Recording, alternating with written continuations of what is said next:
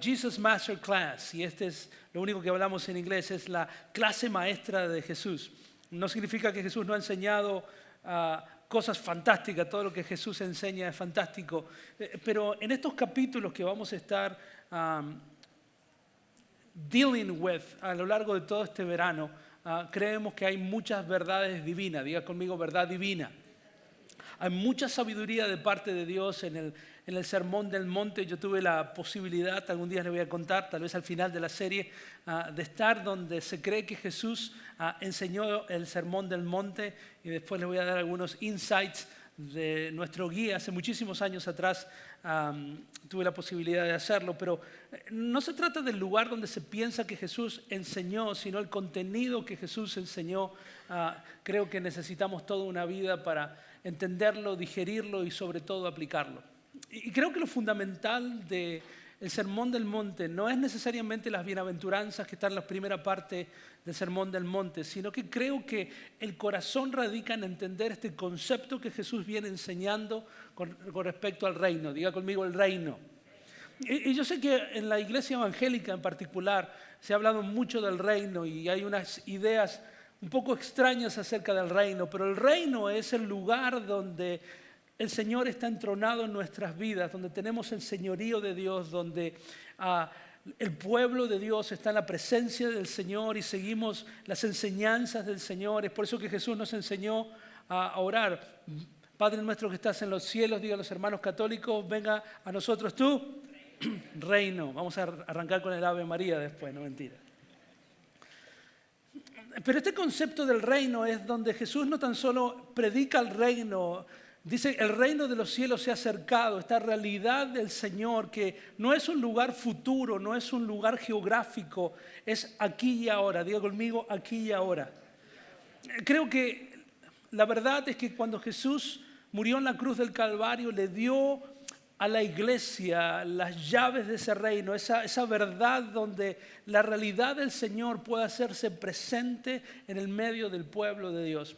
Y Jesús se tomó el trabajo de enseñarnos cómo vivir dentro de este reino. Y hoy quiero hablar uno de los tantos temas, son como 8 temas en total, que en el Sermón del Monte nos enseñan cómo vivir en este reino. Pero para poder introducir este tema tengo que tal vez ir a un momento desagradable de mi vida, donde una persona relativamente familiar a nosotros me citó a mí y a mi esposa en Panera y sacó un Vanilla folder y nos pidió que por favor no hablásemos hasta que terminase su presentación. Y sacó un Vanilla folder y nos dio una copia. Nosotros no sabíamos de qué se trataba esa reunión. Y mientras leíamos la copia, generalmente mis reuniones de tomar café no son tan estructuradas, y empezó a enumerar 10 cosas que había observado en el año que estuvo con nosotros, que estábamos haciendo mal. Y nos pidió que por favor no interrumpiéramos hasta que terminara su presentación. No está más con nosotros ya, by the way. Si usted se pregunta, ya no está. Y enumeró 10 cosas que estaban mal. Y yo me agarraba, me mordía el labio, me sangraba, creo. Porque el 80% de esas cosas, la persona con la que estaba hablando no tenía ni la más pálida idea de lo que estaba hablando. Es como que yo no sé dónde usted trabaja, no tengo idea, y me siento y le digo las 10 cosas que está haciendo mal. Y yo ni siquiera sé a qué se dedica usted. Y usted me mirará como diciendo, ¿qué está hablando esta persona? Y yo digo, bueno, después de los 60 minutos que tardó en enumerar las 10 cosas, le repito, Vanilla folder impreso con bold y una pequeña frase a qué se refería, dije, bueno, esta es la oportunidad para explicarle que tal vez una o dos de esas cosas tenía razón o habría que considerarlo, pero las otras cosas no tenían ni la más pálida idea.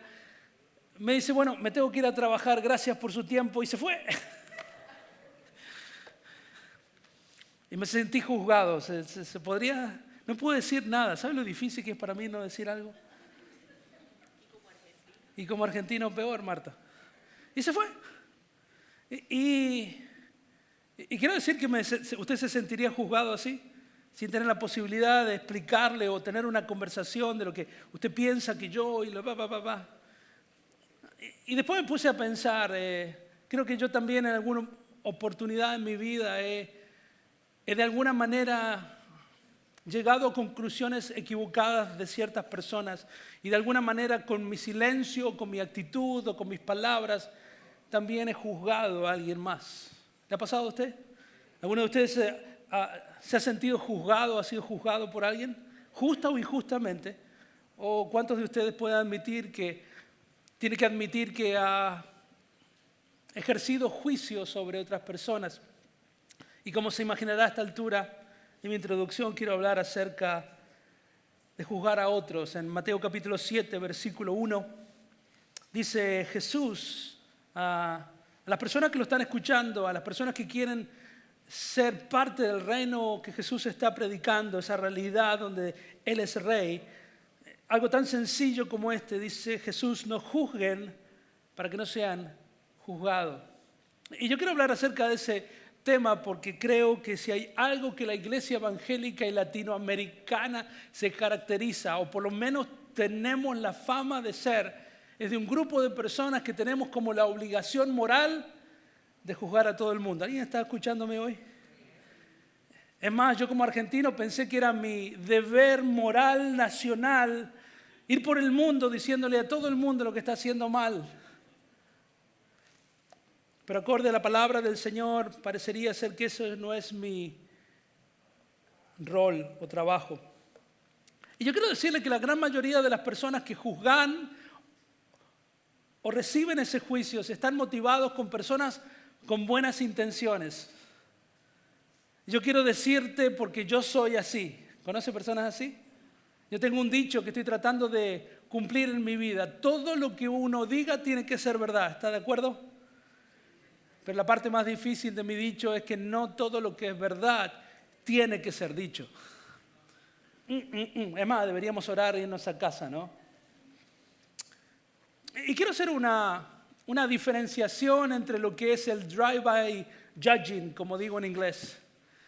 El drive-by judging es como, usted sabe, el drive-by shooting. Esos carros que uno va y sacan un arma y disparan y siguen de viaje. Eso es un drive-by shooting. En español, ¿cómo sería? Un tiroteo en movimiento, ¿no? Cuando está guiando un carro, saca un arma, tira algo a su target y sigue viaje, ¿sí? Alguno de ustedes ha sido parte tal vez de eso, ¿no? Pero anyway, bienvenido a la iglesia de la ciudad. Pero muchas veces el judging o juzgar a una persona es donde juzgamos a una persona y seguimos viaje. Y quiero hacer una diferenciación en unos minutos acerca de lo que juzgar es y qué juzgar no es. Tal vez la palabra juzgar viene tal vez de la misma raíz, pero no estoy hablando de juzgar de juicio, de discernir, porque hemos sido llamados a tomarnos un minuto para analizar, para juzgar, para discernir lo que está pasando en una situación y evaluarla correctamente acorde a la palabra del Señor. ¿Está de acuerdo conmigo? Necesitamos aprender a hacer una pausa, orar al Señor, ver las Escrituras y entender qué está pasando. Pero no hemos sido llamados a utilizar esa información para juzgar a las personas comparando nuestras fortalezas con las debilidades de alguien más. No obstante, la palabra del Señor dice en Salmos capítulo 7, versículo 11, que Dios Padre, dice, Dios es un juez, dígalo conmigo, Dios es un juez justo que condena la maldad en todo tiempo. Dios es un Dios justo, Dios es un Dios santo, Dios es un juez. Pero al mismo tiempo ese Dios justo que juzga la injusticia con verdad, se tomó el tiempo de mandar a su Hijo unigénito. En Juan capítulo 13, versículo 17, todo el mundo conoce esta verdad. Dice, porque Dios no envió ese juez justo a su Hijo al mundo para condenar al mundo. ¿Está de acuerdo conmigo?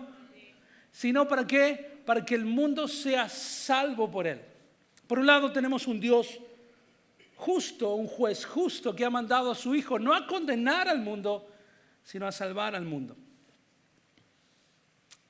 Y usted dirá, ¿por qué le estoy diciendo esto? Porque cuando entendemos claramente cuál es el rol del Padre, entendemos cuál es la función del Hijo, empezamos a entender, diga conmigo, entender, discernir, juzgar, discernir cuál es nuestro rol. Yo puedo decirle con toda claridad cuál es nuestro rol. Jesús nos llamó a ayudarlo, no para ser juez, sino para ser testigo. ¿Cuántos dicen amén a eso?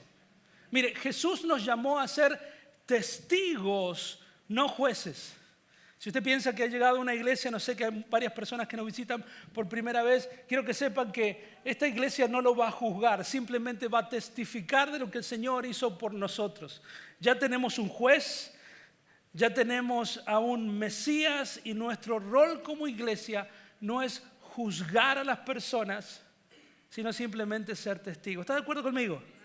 Y si no me cree, no está convencido que su rol es de testigo, no de juez, quiero que recuerde lo que dice Hechos capítulo 1, versículo 8. Es un mandato de Jesús. Y este es el mandato de Jesús. Dice, pero cuando venga sobre ustedes el Espíritu Santo, recibirán poder y serán, ¿qué cosa? Mis jueces. Irán por todos lados y juzgarán a las personas comparando sus fortalezas con las debilidades de las demás. Nos harán sentir miserables en el nombre de Jesús. No, dice, y serán mis testigos en Jerusalén, en Judea, en Samaria y hasta lo último de la tierra. Nuestro trabajo como cristianos es decirle al Señor lo que el Señor ha hecho con nuestro pecado, con nuestras falencias, con nuestros shortcomings. No estamos ahí para point los pecados de los demás. Amén, cuánto silencio. Pero pastor, es mi deber. Yo estoy convencido de que hemos sido creados por el Señor con el propósito de amar, de comprender, de abrazar. Yo estoy convencido de que tenemos la habilidad de poder abrazar más de lo que podemos entender. En esta iglesia por lo menos siempre decimos que todo el mundo es bienvenido, todo el mundo es necesario, porque sabemos que todo el mundo ha sido transformado por la gracia y misericordia del Señor. La Madre Teresa de Calcuta dijo, si juzgas a alguien, no tienes tiempo para amarlo. Aparentemente la Madre Teresa de Calcuta sabía algo que nosotros no podemos hacer. Aparentemente no podemos amar a una persona y juzgarla al mismo tiempo. O no podemos juzgar a una persona mientras amamos a esa persona. Aparentemente, según ella, solamente podemos hacer o una cosa o la otra. ¿Está de acuerdo conmigo?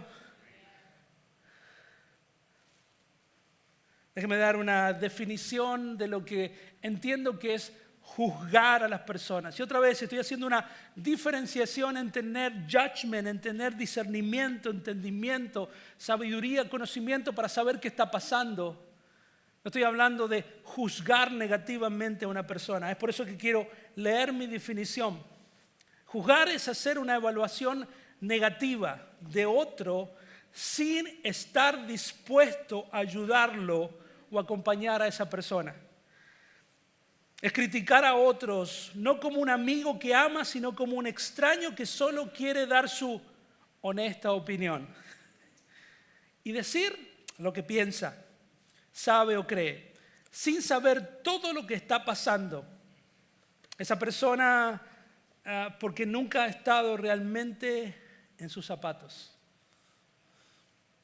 ¿Sabe que a lo largo de esta serie estamos descubriendo que hay dos narrativas? Diga conmigo, narrativas. La narrativa es aquella cosa que escuchamos, que vivimos, que experimentamos por mucho tiempo. En mi país crecimos con la narrativa, como buen argentino, que nosotros inventamos el dulce de leche, el alfajor, el colectivo, la viroma, el marcapaso y la jeringa. Crecimos pensando eso, y yo no sé si es del todo cierto, pero salimos al mundo de una manera irresponsable creyendo lo que nos habían dicho desde niño. Los venezolanos crecieron pensando que la arepa la crearon ellos. Y mientras simultáneamente a los colombianos le dijeron exactamente lo mismo. Y no voy a empezar a hacerle bullying a todas las nacionalidades porque no tengo tiempo para todos. Pero si usted nos visita por primera vez, quiero decirle que soy un equal opportunity offender. Voy a ofender a todos por igual y no tengo tiempo de hacerlo en este momento. ¿Sabe que cuando leemos el Sermón del Monte, Jesús empieza a confrontar narrativas, historias que escuchamos, crecimos y empezamos a creer y a vivir? Y Jesús viene con su historia y me dice, no, en el reino donde yo soy rey, eso no funciona así.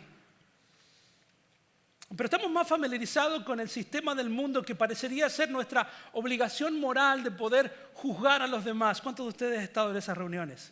Déjame que te cuente una cosa. ¿Sabes que Mauricio, el ecuatoriano, está ahí?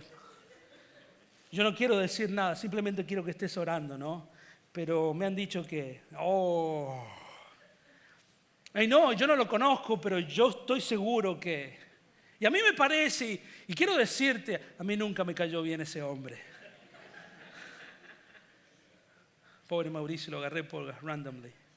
Y parecería ser que es parte de nuestro trabajo y obligación, y si le podemos poner un versículo bíblico como para santificar nuestro pecado, mucho mejor. Pero el sistema del mundo critica de una manera maliciosa. No hay amor en esa crítica, como la Madre Teresa de Calcuta dice que no podemos juzgar y amar al mismo tiempo. Este sistema del mundo, lo segundo que tiene, aunque el crítico tenga razón, la persona se siente atacada. ¿Sabe que ninguna persona que ha sido injustamente criticada ha recibido una resolución positiva? ¿Alguna vez que alguien, aunque esa persona tuviese razón con respecto al hecho de que usted después de bañarse siempre deja toda la ropa tirada? Está hablando de mi esposo, gloria a Dios. Que nunca se acuerda de sacar la basura. Y podría seguir con mi propia lista todo el día, ¿no? Pero quiero recordarle que ninguna persona que ha sido injustamente criticada, hay justicia en lo que acabo de decir, ha dicho gracias. Gracias por atacarme, gracias por criticarme, gracias por, aún no sabiendo qué tipo de día ha tenido, gracias. No, quiero decirle que toda la crítica injusta que he hecho sobre los demás o que han hecho sobre mí, jamás, diga conmigo jamás, ha tenido una buena resolución. Este sistema del mundo de criticar a los demás tiene la tendencia de derrumbar sin el objetivo final de construir. El objetivo es simplemente destruir a los demás, desarmar a los demás, tirar una granada e irnos para casa, para que nosotros podamos dormir tranquilos. El problema de este sistema del mundo donde tenemos el drive-by judging, no tan solo que no estamos dispuestos a caminar con la persona, a construir una mejor versión de sí mismo, ayudarlo a encontrar las soluciones a los problemas que tienen. La gran mayoría de las personas que tienen el don espiritual de criticarlo todo el tiempo, la gran mayoría no tienen toda la información que necesitan porque nunca han caminado en los zapatos de los demás.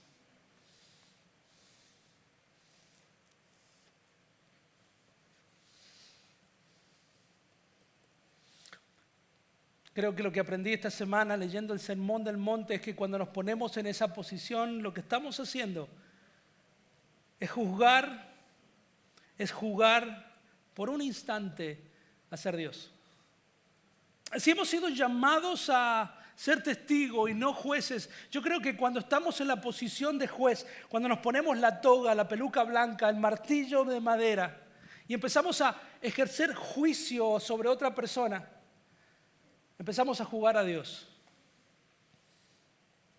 En Lucas capítulo 7, versículo 37, hay un ejemplo perfecto de lo que muchas veces hacemos y podemos entender a través de este pasaje cuál es el corazón de Dios cuando juzgamos a los demás. La historia es conocida, vamos a encontrar a tres protagonistas, a Jesús, vamos a encontrar a una mujer pecadora y vamos a encontrar a un fariseo llamado Simón. La historia ocurre donde este hombre, este fariseo, abre las puertas de su casa para invitar a Jesús, simplemente para debatir con él.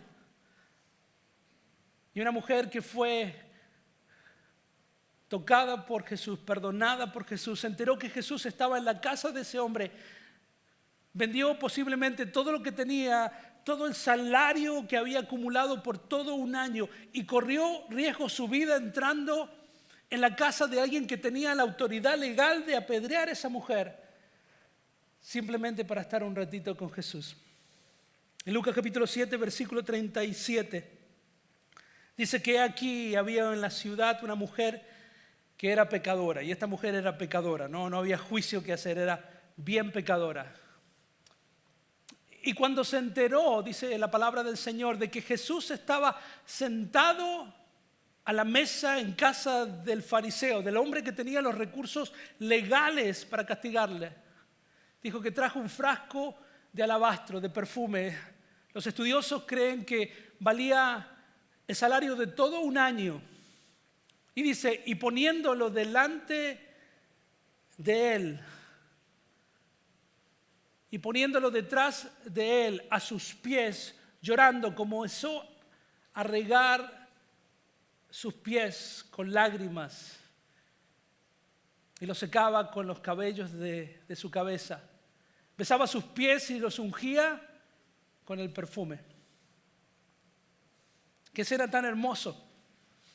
Algunos teólogos con imaginación más creativa piensan que muchos hombres conocían el perfume que esta mujer que ejercía la prostitución tenía. ¿Sabe qué? Cuando esta mujer hace algún acto tan hermoso, el dueño de casa, Simón, el fariseo, se indignó y de inmediato comenzó a hacer lo que muchos de nosotros hemos hecho en algún momento de nuestras vidas: juzgar a los demás. Lo cual me recuerda lo que Jesús dijo en el libro de Mateo, que dice que la viga en nuestro ojo nos impide, diga conmigo, impide, ver con claridad. ¿Sabe que cuando juzgamos a los otros, Jesús utiliza una ilustración muy graciosa? Estoy seguro que la audiencia de Jesús empieza a reírse cuando Jesús utiliza este tipo de ilustración, hablando de una viga, de un 2x4 sería para nosotros, en nuestro ojo. Qué difícil es poder juzgar lo que estamos viendo en los demás cuando tenemos un 2x4 metido en nuestros ojos. El humor de Jesús nos recuerda que cuando juzgamos a los demás, empezamos a tratar de ver, pero no podemos ver porque nuestro propio pecado, nuestra propia acción de juzgar a los demás nos lo impide. Y aquí está el fariseo, y estas son las palabras que Jesús puede escuchar en su corazón. ¿Sabe que Jesús lo sabe todo? ¿Cuántos dicen amén? Este hombre ni siquiera estaba diciendo, simplemente lo estaba pensando. Y es más, creo que nos recuerda que muchas veces nosotros juzgamos a las personas en silencio. Mira lo que se puso esa mujer. Como si el hecho de que no verbalizamos lo que está en nuestro corazón impediría a Jesús de que supiese lo que estamos realmente diciendo. Dígale a la persona que está al lado, estás muy callado hoy domingo. Y dígale, te quedan bien esos zapatos. Qué linda esa cartera. Dígale algo bueno. Lucas capítulo 7, versículo 39. Mire lo que Jesús podía interpretar, lo que este fariseo estaba pensando en su corazón, o tal vez murmurando con sus compañeros de clase profesional de crítica. Dice, pero al ver esto, el fariseo que le había invitado a Jesús, dijo para sí, diga conmigo, dijo para sí. En otras palabras, en ningún momento lo dijo verbalmente. Si este fuera un profeta, número uno, estaba juzgando a Jesús, ya está en problema. Si este fuese profeta, sabría quién y qué clase de mujer es la que le está tocando, que es una pecadora. Diga conmigo, pecadora. Y respondiendo Jesús le dijo, Simón, tengo algo que decirte. Jesús tiene una sabiduría increíble. Y él dijo, di maestro. Sí, Señor. Ciertamente, cierto prestamista tenía dos deudores. Uno le debía 500 denarios y otro 50. Y no tenía ellos con qué pagarle. Perdonó generosamente a los dos. Y esta es la pregunta que Jesús le hace a Simón el fariseo. ¿Cuál de ellos entonces le amará más? Y Simón, como un buen estudiante, dijo, yo Señor, yo Señor. Simón respondió y dijo, supongo que aquel a quien le perdonó más. Y Jesús le dijo, dígalo conmigo, juzgado correctamente. ¿Sabe que cuando nos ponemos a juzgar a Dios, cuando empezamos a juzgar a los demás en nuestro corazón, no tan solo que Jesús lo sabe, sino que no podemos ver lo que Jesús ve en las personas? ¿Sabe qué veía Jesús? Él no veía una pecadora. Él veía una mujer santificada por la sangre que él estaba a punto de derramar. Una mujer que había pecado mucho, pero se le había perdonado aún más y había encontrado en Jesús la gracia que toda su vida había buscado.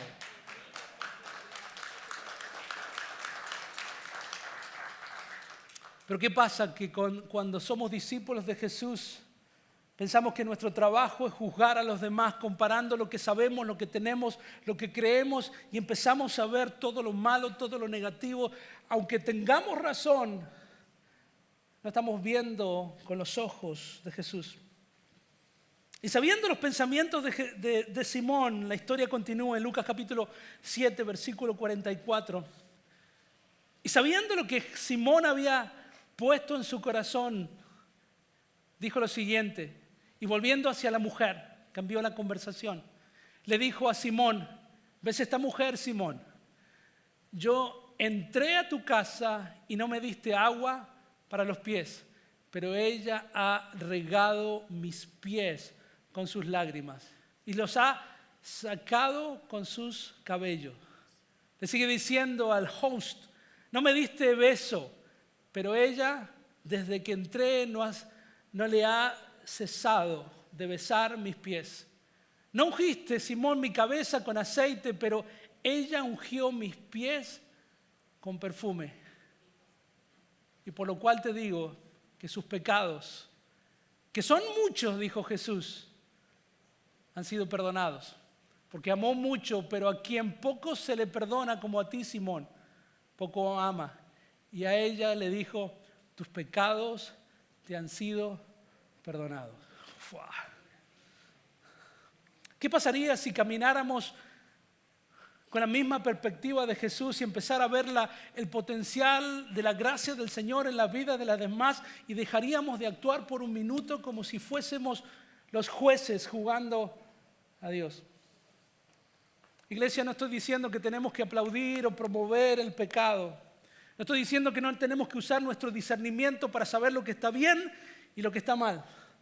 Pero ya tenemos un Dios juez justo y ya tenemos un Dios que en su misericordia no ha venido a condenar al mundo, sino a salvar al mundo. Y nuestro rol es simplemente de un puñado de testigos. ¿Sabe que la viga, muchas personas piensan que la viga, cuando Jesús se refería a la viga a nuestros ojos, se refería a nuestro propio pecado? Y yo disiento con la gran mayoría de las personas que piensan que la viga son los pecados que tenemos. Siempre tenemos pecados. Y no todo el mundo que tiene pecados, Jesús dice que tenemos una viga en nuestro ojo. Yo creo que la viga en nuestros ojos es nuestra actitud de juzgar a los demás. Es cuando nos ponemos en ese rol, nos impide ver lo que el Señor ve, nos olvida de poder pensar como Jesús piensa. Yo quiero hablar la verdad de Jesús. Yo le llamo la narrativa de Jesús. Diga conmigo, narrativa de Jesús.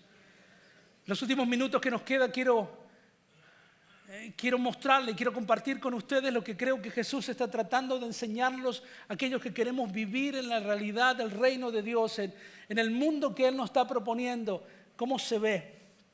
Yo le llamo la narrativa de Jesús. Y en Mateo capítulo 7, versículos 7 al 11, yo estoy convencido de que lo que hemos escuchado por muchos años de este versículo no es un punto aparte, no es un tema separado. Yo creo que es la continuación del problema que Jesús identifica que tiene que ver con juzgar a los demás.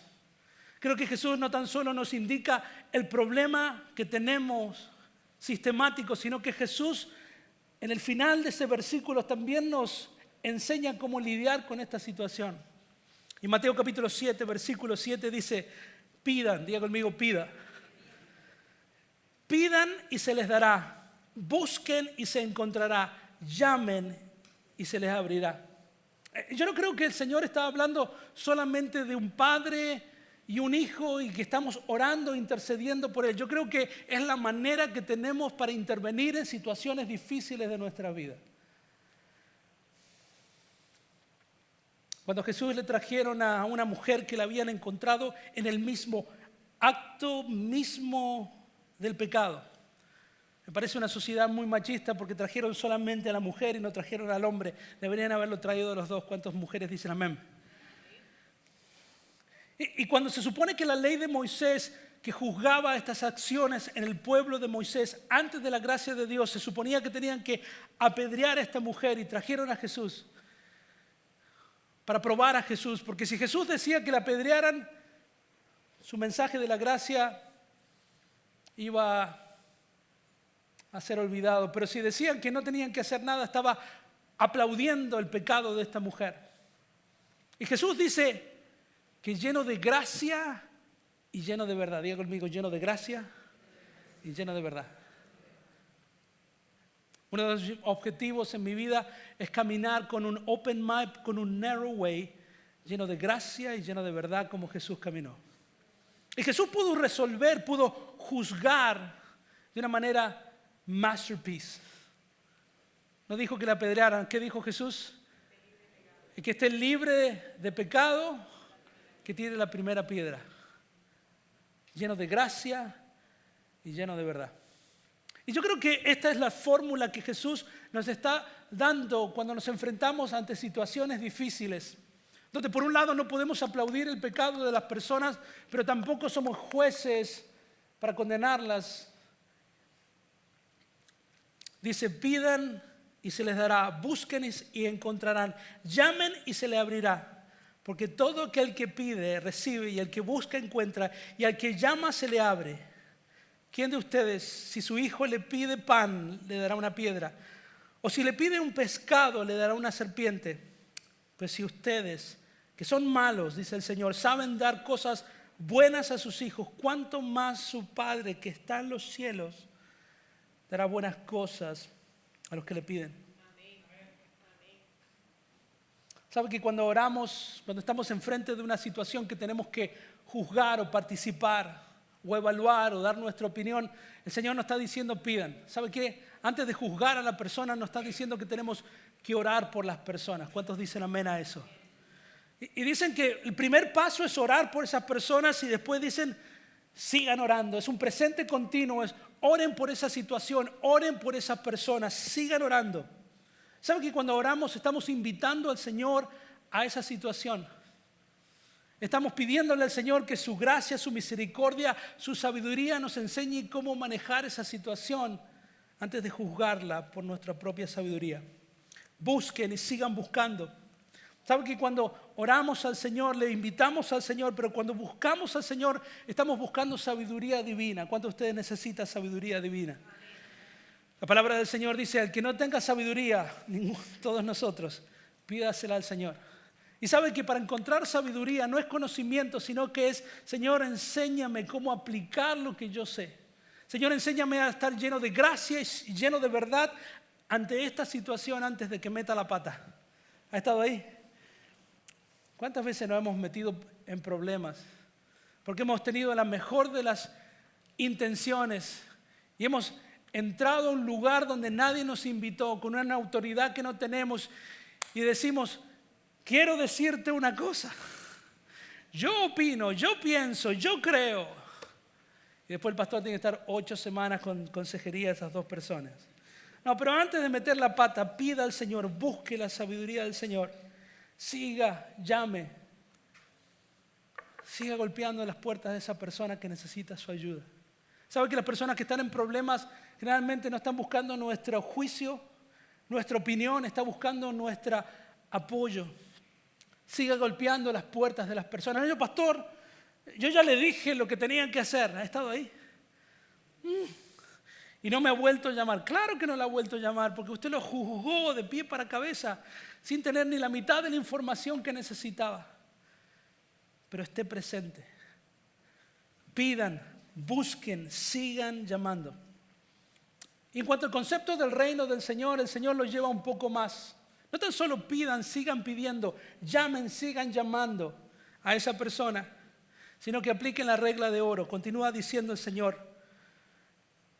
Conoce la regla de oro, ¿no? Así que todos los que quieran que la gente haga con ustedes, eso mismo hagan ustedes con ellos, porque en esto se resume la ley y los profetas. ¿Conoce eso, no? Eso, no le hagan a los demás lo que ustedes no quieren que lo hagan. ¿Se acuerdan qué feo? ¿Cuántos de ustedes han sido juzgados injustamente en el pasado? Parece que recién llegan al planeta, ¿no? ¿Se acuerda lo feo que se siente? Miren que no puede dormir a la noche, especialmente cuando se casó con la persona que lo acaba de juzgar injustamente, que ni siquiera lo toca a la noche, que duermen en camas separadas. ¿Ha estado ahí?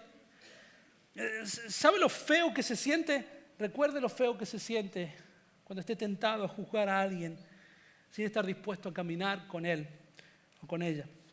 Y por último, creo que no tan solo deberíamos pensar de una manera mezquina de la regla de oro, que podemos pensar no voy a hacerle a los demás lo que no quiero que me hagan a mí. Creo que es una buena regla, pero una regla mezquina.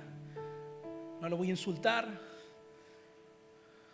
no lo voy a juzgar, no le voy a hacer el silent treatment. Pero el Señor lo lleva un poquito más allá y dice, tengo un nuevo mandamiento para ustedes. Y el nuevo mandamiento de Jesús está en Juan capítulo 13, versículo 34. Y cuando habló de Jesús, de sus seguidores, los que pertenecemos a su reino, a su realidad, dice, este mandamiento nuevo les doy, que se amen los unos a los otros. Asimismo, como yo los he amado, también ustedes deben amarse los unos a los otros. De este modo, todos, diga conmigo todos sabrán que son mis discípulos. Así que creo que antes de estar tentado a jugar a Dios, a ejercer juicio sobre personas que tal vez no tengamos toda la información, recuerde que no podemos hacer lo mismo al mismo tiempo, no podemos juzgarlos o amarlos al mismo tiempo. Y tenemos la opción, podemos juzgarlos sin amor o podemos amarlos y amarlos, orar por ellos, seguir insistiendo, golpear la puerta hasta que Dios y su sabiduría intervenga. Yo quiero que se ponga de pie. Quiero orar con usted.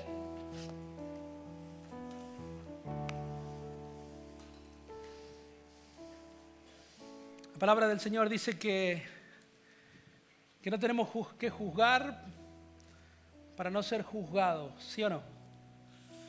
Y dice de la misma manera, el mismo criterio que utilizamos para juzgar a los demás, ese será el mismo criterio que los demás utilizarán para juzgarlo a usted.